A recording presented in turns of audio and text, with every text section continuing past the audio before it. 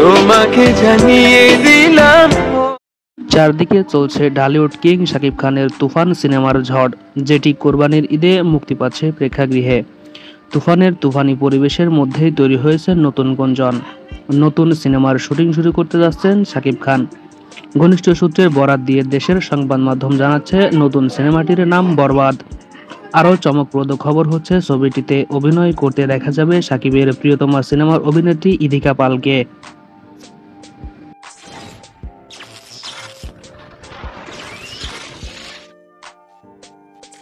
বরবাদ শিরোনামের নতুন সিনেমাটি নাকি পরিচালনা করবে নাট্য পরিচালক মেহেদী হাসান হৃদয়। শাকিব ইদিকাকে নিয়ে বরবাদ শিরোনামের আসন্ন এই সিনেমাটি হতে যাচ্ছে পরিচালকের প্রথম চলচ্চিত্র। সূত্রগুলোর দাবি, চলতি বছরের সেপ্টেম্বর থেকে ভারতে শুরু হবে বরবাদ এর শুটিং। শাকিব ইদিকা ছাড়াও সিনেমাটিতে একটি গুরুত্বপূর্ণ চরিত্রে অভিনয় করতে দেখা যাবে মিশা সওদাগরকে। তবে সিনেমাটির সঙ্গে সংশ্লিষ্টরা এখনও আনুষ্ঠানিক কোনো বক্তব্য দিতে রাজি হননি। বরবাদ চলচ্চিত্রটি অন্যতম প্রযোজক মাস্টার কমিউনিকেশন।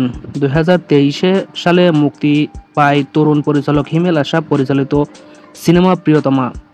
ছবিটিতে শাকিব খানের সঙ্গে ছিলেন ঢালিউড নায়িকা ইদিকা পাল। এই সিনেমা দিয়েই বড় পর্দায় অভিষেক ঘটে এই অভিনেত্রীর। প্রথম সিনেমাতেই জনপ্রিয়তার তুঙ্গে ওঠে শাকিব ইদিকা জুটি।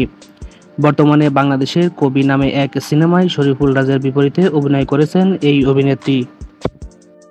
বন্ধুরা, ভিডিওটা ভালো লাগলে চ্যানেলটা সাবস্ক্রাইব করে দিবেন, একটা লাইক করে দিবেন এবং অবশ্যই কমেন্ট করে যাবেন, বন্ধুদের কাছে শেয়ার করে দিবেন, সাপোর্ট করবেন সবসময় নতুন নতুন ভিডিও পাওয়ার জন্য।